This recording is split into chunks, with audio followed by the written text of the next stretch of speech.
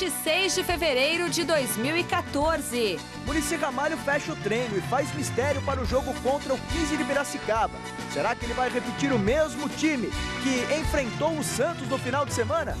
Corinthians busca a terceira vitória seguida para continuar sonhando com classificação no Paulistão. Depois de empate no clássico, Oswaldo de Oliveira faz mudanças no Santos para duelo desta quinta. Pela Libertadores, Atlético Paranaense perde na Argentina. Grêmio e Cruzeiro vencem em casa. E hoje também tem bola rolando. Flamengo, Botafogo e Atlético Mineiro entram em campo para representar o futebol brasileiro. E ainda, veja como foi a vitória de Tomás Bellucci no Brasil Open e as notícias do Palmeiras. O Gazeta Esportiva volta já.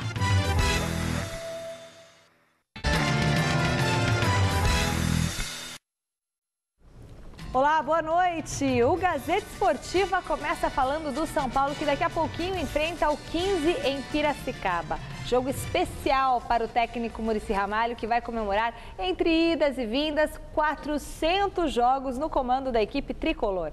O repórter Felipe Esboril acompanhou o último treino que aconteceu debaixo de muita chuva no final da tarde de ontem no CT da Barra Funda. Confira. Mistério. Mistério por quê?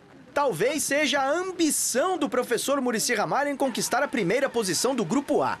Mas, mesmo com a vitória, hoje contra o 15 de Piracicaba, isso não vai acontecer. Pelo menos por enquanto. A gente é a equipe grande da chave, então é obrigação nossa procurar classificar em primeiro. Não desrespeitando as outras equipes, né, mas a gente também tem que parabenizar as outras equipes também que vem tido umas atuações muito boas. Então a gente vai ainda brigar para conquistar essa primeira vaga aí no nosso grupo. Para que isso se torne uma realidade, é preciso começar a vencer fora de casa. Fato que ainda não aconteceu para o São Paulo nesse Paulistão. O que pode estar acontecendo? 3 derrotas e um empate fora de casa. Difícil de explicar. É difícil, né? A gente sabe que é difícil jogar no interior, as equipes estão bem preparadas, né, fisicamente. A torcida quer cobrar sempre a vitória, mas espero que a gente possa vencer esse jogo fora de casa. Assim também como tem cobrado também vencer clássico, né? Mas acredito que no momento certo a gente vai embalar nessa competição e vai ser difícil segurar a equipe de São Paulo.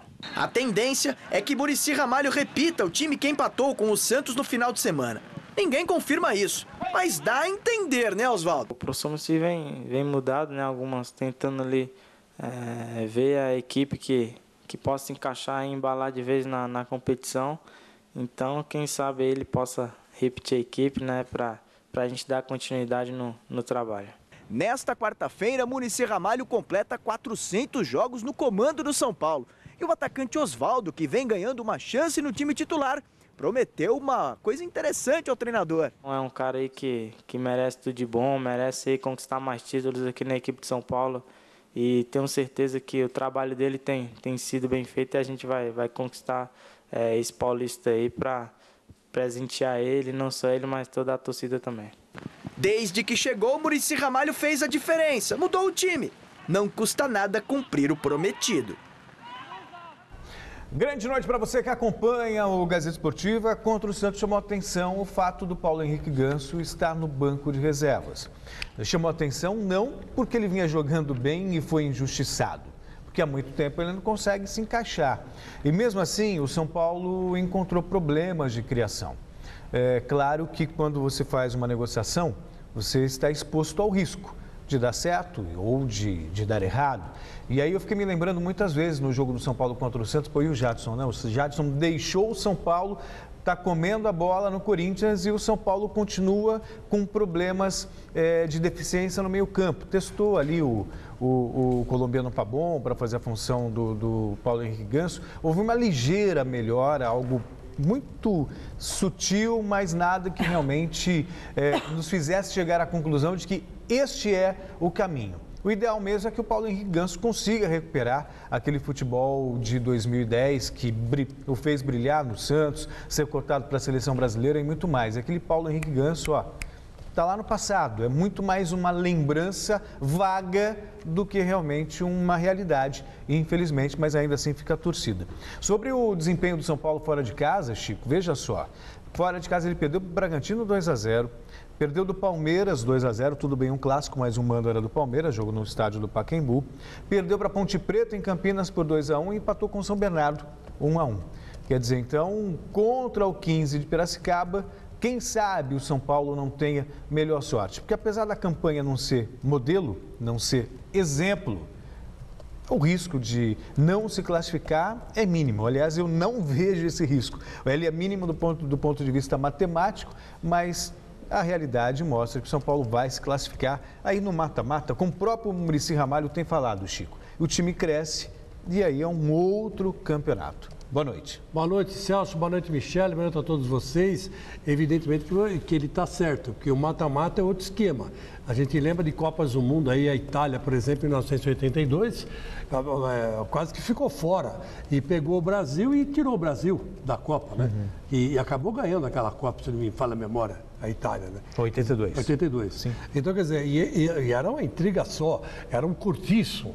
Um queria pegar o outro e tal. E o Paulo Rossi, né, acabou sendo o carrasco do Corinthians. Então, da seleção brasileira. Então, o que acontece é o seguinte, é que para chegar lá é que é difícil para o São Paulo. Porque o São Paulo não tem um time ainda. Não tem um time que você possa falar, bom, é esse aí, são esses 11 que nós vamos lá. Não é assim. O São Paulo tem um bom goleiro, que é o Rogério Ceni. A zaga do São Paulo está complicada. E o meio campo, o Muricy não acertou. Quer dizer, na verdade é essa. Né? Então, e vai pegar o 15 de Piracicaba. O 15 de Piracicaba é o último colocado do grupo do Corinthians com 11 pontos. Com 11 pontos. Quer dizer, é um time muito bom. É um time chato de se jogar. E fora de casa é pior ainda. E tá todo mundo com chance de classificação ainda no grupo do Corinthians, até o 15 de Piracicaba, matematicamente. Então, quer dizer, vai ser um osso duro de roer mais uma vez para o São Paulo do Muricy, que se não está se acertando nesse campeonato. Motivo, o Campeonato Paulista esse ano está, os times do interior estão com um nível técnico melhor. Se você pegar todos os times do grupo do Corinthians, você vai ver que são times bons. Audax, o Botafogo, né? o próprio 15 de Piracicaba, né? Todos eles são times muito bons que estão dando muito trabalho para todo mundo. Quer dizer, então, aí está explicado por que o São Paulo não consegue se acertar. E hoje, não pense o São Paulino que vai ser moleza não, porque não vai. E camisa, hoje em dia, não ganha mais jogo. Se fosse assim, o Corinthians estava classificado faz 10 rodadas, que é o campeão do mundo. Olha lá, esse campeão do mundo, né? O atual campeão do mundo é o Bayern de Munique. É o Bayern de Munique. Não precisava lembrar também. É o penúltimo. Não precisava lembrar, mas é o penúltimo. De lá para cá, muita água correu debaixo da ponte. E o Bayern de Munique, seu Celso, também não está essas coisas, não. Como não? Está simplesmente fantástico. O melhor time do mundo de fato. Eu gosto do Ribéry. Eu acho que o Ribéry se daria muito bem no Corinthians. Acho que o time inteiro do Bayern se daria bem no Corinthians. Até o Rafinha. Muito bem, muito bem. Você que está em casa, vote na enquete que está no ar no site gazetesportiva.net. A pergunta de hoje, que o meu gnomo quer fazer para você, meu gnomo chamado Celcinho, fizeram tirar o guiso dele aqui. O Celcinho quer saber o seguinte: o jogo do Tricolor daqui a pouquinho contra o 15 em Piracicaba vai dar, após 4 partidas sem vencer, o São Paulo se reencontra com a vitória, sim ou não? Celso Cardoso. Empate. Chico. Olha, eu tô com o Celso. Não é empate. A pergunta é, o Tricolor se reencontra com a vitória? Sim ou não? Não. Então é não. Se é empate, então é não. É não. Então, ele quis, entendeu? Vocês estão entendendo? Ele achou que era vitória, derrota ou empate. Tem que estar atento. Não, a resposta foi clara. Você que demorou para cair a ficha. Eu tenho que me dar um jeito. Eu não sei porque você provocou ele, falou que ele parece um gnomo. É o gnomo. O gnomo é um cara baixinho. Então, é o meu gnomominho. Chico, mas não tem nada a ver com ele. Não tem nada a ver, o cara é alto pra caramba, parece um gigante. O São Paulo se reencontra com a vitória? Olha, é aqui eu expliquei, é difícil, não se reencontra não. Eu acho que o 15 vai dar trabalho, se bobear até ganha. Nossa, eu acho que o São Paulo vai se reencontrar com a vitória, mas o resultado sai no final do programa de hoje e a verdade saberemos mais tarde. O assunto agora é arbitragem. Considerado historicamente um problema mundial, o Gazeta Esportiva apresenta uma reportagem especial mostrando erros decisivos, alguns deles considerados verdadeiros absurdos, que fizeram e devem continuar fazendo parte da paixão chamada futebol. futebol. Afinal de contas, até que ponto o juiz é o maior culpado ao errar na anulação de um gol, marcar uma falta que não aconteceu ou apontar um impedimento que não existiu? Veja e tire as suas conclusões. O juiz meteu a mão, o juiz meteu a mão, meu time perdeu o jogo, foi um verdadeiro roubo, veja que juiz ladrão. Essa bola de Douglas entrou 33 centímetros e nem o árbitro ou um dos auxiliares assinalaram o gol que prejudicou o Vasco na derrota para o Flamengo pelo Campeonato Carioca. O atacante se jogou, caiu na pequena área. Erros de arbitragem assim são comuns no futebol e já transformaram muitos juízes em verdadeiros monstros. Na marca do Cal, a cobrança foi para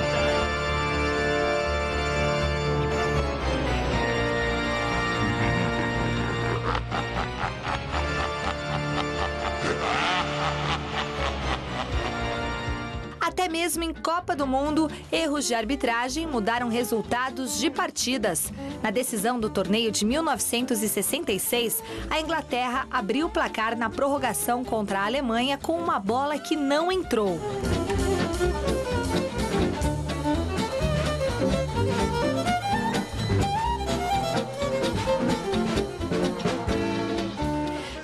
Anos depois, nas quartas de final da Copa de 1986, a Argentina e a Inglaterra disputavam a permanência na competição, até que Maradona fez um gol com a mão e despachou os europeus. Um lance que ficou conhecido como a mão de Deus.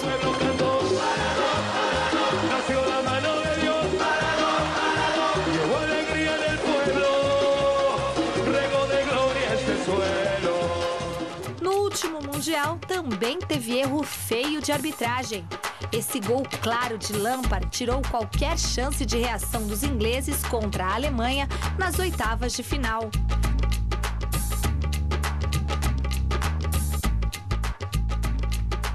Um erro de juiz bastante lembrado é o de Javier Castrilli na semifinal do Paulistão de 1998, quando ele anotou um pênalti inexistente do zagueiro César e favoreceu o Corinthians a empatar o jogo e eliminar a Portuguesa do campeonato.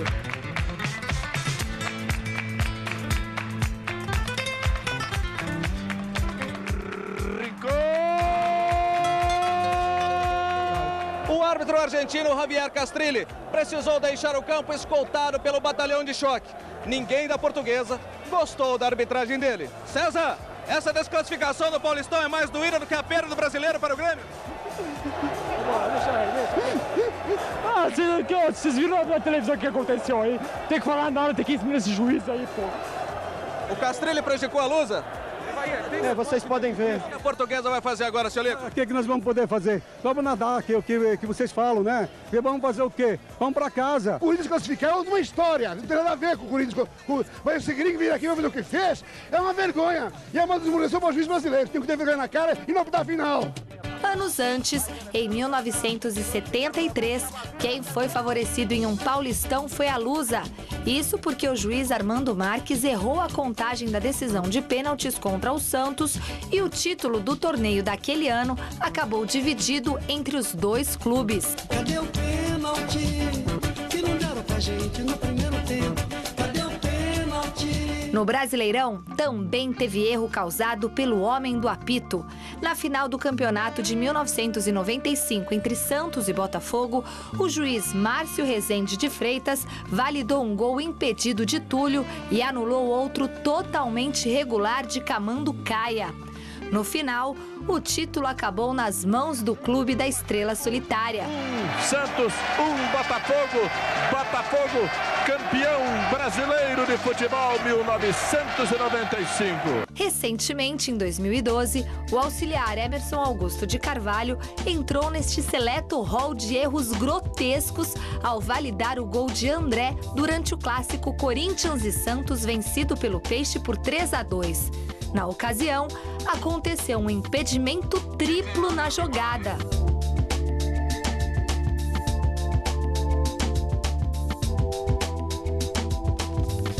O ser humano é suscetível a erros. Não existem robôs como árbitros de futebol.